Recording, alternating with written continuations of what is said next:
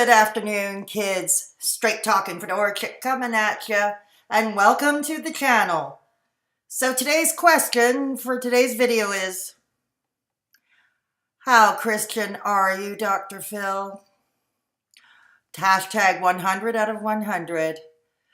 For some time now, Dr. Phil has basically turned his show into something of a three-ring circus, to put it mildly.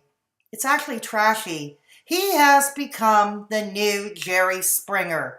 In fact, if anything, he may well have even Jerry Springer himself.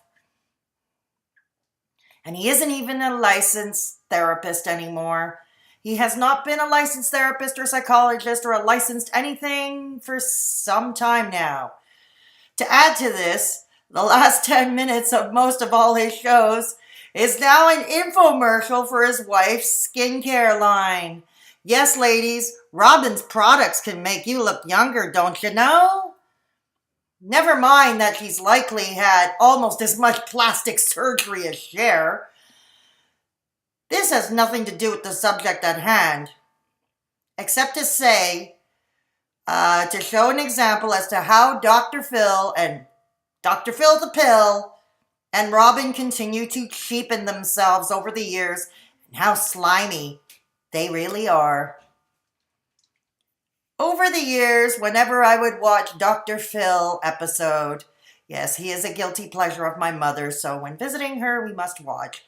His advice and counsel to vulnerable people would be so cringeworthy that I honestly believe that if he were a licensed therapist and his show were not under the guise of entertainment, he would be sued for malpractice, or at best lose his license to practice altogether. One only has to look to most recent episodes like that of the plight of the Schofield children, which I will not go into today. There are plenty of videos out on YouTube about that. Anyways, recently, Dr. Phil had an interabled couple on his show where the husband was a quadriplegic and the wife was able-bodied and cared for him full-time. This couple's marriage was in trouble. Of course. I mean, what marriage in Dr. Phil land ain't in trouble? Allegations of abuse. Now, I did not see the show, so thanks to those who did, so I don't have to.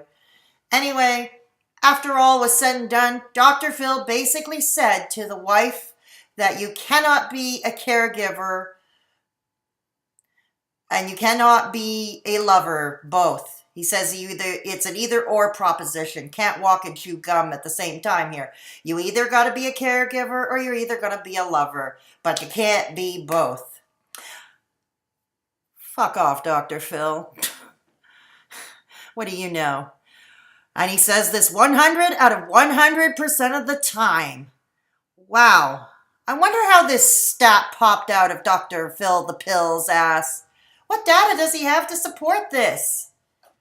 This is particularly striking, as I remembered in the past when Dr. Phil had that trashy house. I think it was closed due to neighbors complaining about the noise and disturbance. Anyways, I remember Dr. Phil was trying to keep couples in trouble together, couples whose relationships couldn't be more toxic and who were abusive toward each other physically as well as emotionally. Couples who should not be within 10 city blocks of each other, but he was doing all to keep them together and locked up in that stupid house of his, the Dr. Phil house. But now, today, he basically implies that this interabled couple should end things simply because, once again, the wife cannot be a caregiver and a lover 100 out of 100% of the time. Well, let's see here. Take yours truly, for instance. I have a number of chronic physical and mental health issues, but I'm not abusive. I am very intelligent, as well as one of the most empathetic and compassionate people you will ever meet. And guess what? I am also a damn good caregiver. I'm single now, but if I had a partner, or of course he may have to provide care of some sort during my downtimes. However, if my potential partner was going through hard times, be it with his health, mental and or physical, or just going through Any difficult time, you better believe I would be stepping up to the plate the best way I know how to help him weather his difficulties, however short or long term they may be. That is the hallmark of a strong couple. And yes, kids, I know I suck at multitasking, but here is one example where I actually can walk and chew gum at the same time, as well as many others. I can be a lover and a caregiver 100 out of 100% of the time. And so can many others for that matter. Plus, I'm a hell of a lot of fun to hang out with if given the chance. As I've always mentioned, I may not function well at groups, but I am great at one-on-one. You see, boys and girls, again, call me wild and crazy here, but caregiving is a large part of loving. Loving is not just about sex and fun date nights, as relationship coaches and gurus would have us believe, and Dr. Phil too. As mentioned, it is about how they weather the daily grind of life, the good, the bad, and the ugly. I always knew Dr. Phil was superficial, but this goes too far. Dr. Phil represents himself as a practicing Christian. Well, Dr. Phil the Pill, gotta say, how very Christian of you. I mean, call me crazy here once again, but doesn't Christianity promote helping your fellow man and that all are created equal? Not the first time Christianity, like most other religions out there, have been bastardized beyond recognition. And it won't be the last. Still, to me anyway, it is important that all these so-called self-proclaimed religious people who live by their respective so-called good books on their hypocrisy every chance I get. Dr. Phil and Robin love portraying themselves publicly as the ideal couple that all should live up to and emulate, including how at the end of every show, Dr. Phil collecting Robin from the audience box, where she sits dutifully show after show over the past decades. They take off walking off hand in hand off the set and into the sunset. I always knew that was phony. But I'm sure millions of viewers who think less critically than I do actually swallow that Kool-Aid. Sophie Lacrosse in her video asked this question in her video a few days ago, and I will ask it again. Yes, Robin, better not get sick or injured, leaving permanent damage or long-term damage and requiring care, because as your hubby says, he cannot be a lover or a caregiver 100 out of 100% of the time. Oh, hell no, can't have that. And since Dr. Phil is so Christian, I must ask, did he skip over that in sickness and in health piece of the traditional wedding vows? What makes this mindset toxic is that Dr. Phil has millions of viewers all over the world. He is an influence, as is Robin. Already we live in a society that is more and more superficial, where a societal standard of perfection is set. Hint, we ain't measured as human beings by how we treat our fellow man or how empathetic we are, how trustworthy we are. Oh, hell no.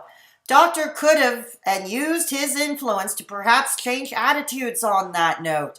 But no, he opts for the lowest common denominator instead and further perpetuates the stigma that already exists with the disabled. This would include all forms of disability, both physical and mental, in the world according to Dr. Phil the Pill.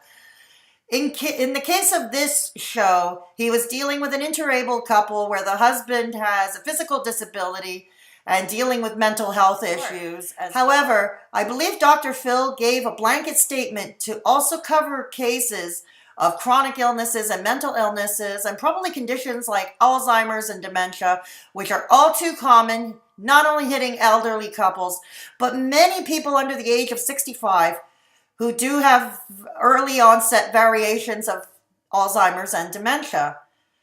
Does Dr. Phil suggest that these couples should divorce? Leave their sick loved one, be it with Alzheimer's or dementia or something similar? He implies that those imperfect people do not deserve love or a fulfilling relationship. They should all be single and alone for the rest of their lives, penalized for things beyond their control.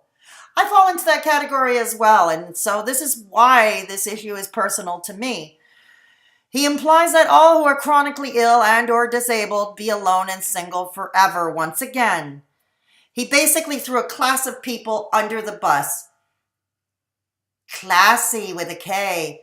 Bravo, Dr. Phil the Pill. Wow. I'm impressed. Or should I say depressed? Yeah, the latter. A healthy relationship to me, and maybe I'm a bit old school here, boys and girls, it is not just about the good times, the fun, yes, of course they're essential. They help better to deal with the challenges of life no matter what they may be. In fact, we would probably appreciate them better if after weathering many challenges or difficulties. To me, a healthy relationship is a couple that connects emotionally, which sadly we do not see too much of in this day and age. Pity, because emotional connectivity lasts a hell of a lot longer than sexual chemistry. Yes, in other words, the honeymoon does eventually end. It's about working as a team to get through the daily challenges, whatever they may be. Whether it is something simple as cooking a meal together, or completing some project, or something more complex like weathering through challenges like financial difficulties or caring for your partner if they get sick and injured. Couples who have been married for 20 to 30 or 40 plus years, and all of a sudden one partner gets cancer or is in a terrible accident that leaves them paralyzed or with other deficits, or the elderly couple where one partner is faced with Alzheimer's, an all too common event. Is Dr. Phil suggesting that the healthy, able-bodied partner run for the hills and get a divorce? Funny how in the past Dr. Phil would encourage and lock up couples who were both able-bodied but stuck in relationships so abusive and toxic that once again they should not be anywhere near each other for them to do all to make their marriages work. But once one partner is or becomes sick or disabled, all bets are off. Yes, Dr. Phil, we get it. What kind of twisted world does Dr. Phil the Pill live in precisely? One where only able-bodied people by medical standards stay in their toxic, abusive relationships at all costs, but for an interabled couple where at least one of the partners is ill or disabled, or never even hook up in the first place? I don't know, kids. Anyone else find Dr. Phil the Pill's hypocrisy just stunning around here? Now, if this interabled couple's relationship was toxic and abusive and there was no way to work out the relationship issues, then yes, perhaps they should not be together.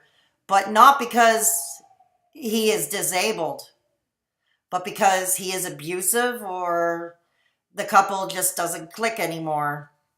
They cannot work as a team, in other words. They can no longer face the daily challenges of life together. But not because of the caregiving component. Again, look on YouTube. For one, there are many great channels with interabled couples who show us how well their relationships do work. The ones I've watched, like Hannah and Shane, aka Squirmy and Grubs, they have a huge following, as well as Roll with Charisma and Cole, are probably relationships to look toward as examples. Not only can interabled couples learn from people like Hannah and Shane or Charisma and Cole, but couples who are medically healthy and able-bodied as well as having no diagnosed mental illnesses. I will link both their channels below in the description box.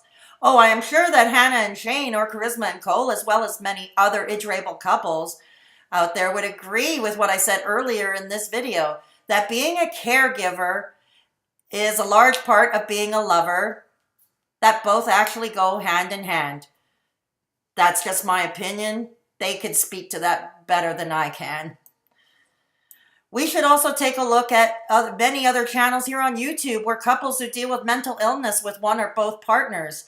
Eric over at Dr1ven Industries is one. Gary from Bipolar Corner, he has a fiance. Also, Living with Mental Illness, that channel, Kathy and David, where both are dealing with physical and mental health issues. They somehow manage to get through the numerous challenges that face them daily.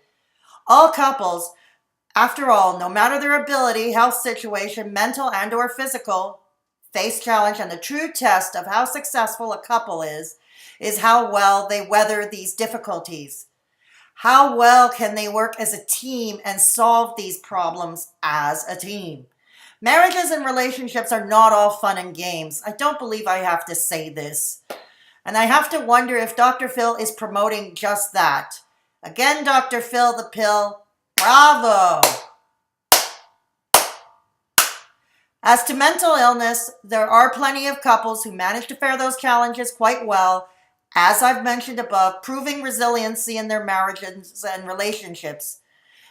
In fact, I would argue that these couples who make it work, I think helps their mental health issues exponentially. Probably, in some cases, and I'm not saying who or specifying, I would argue that a healthy a caring and loving relationship is probably even more therapeutic than the typical. It's all about empathy and compassion and teamwork. Problem solving.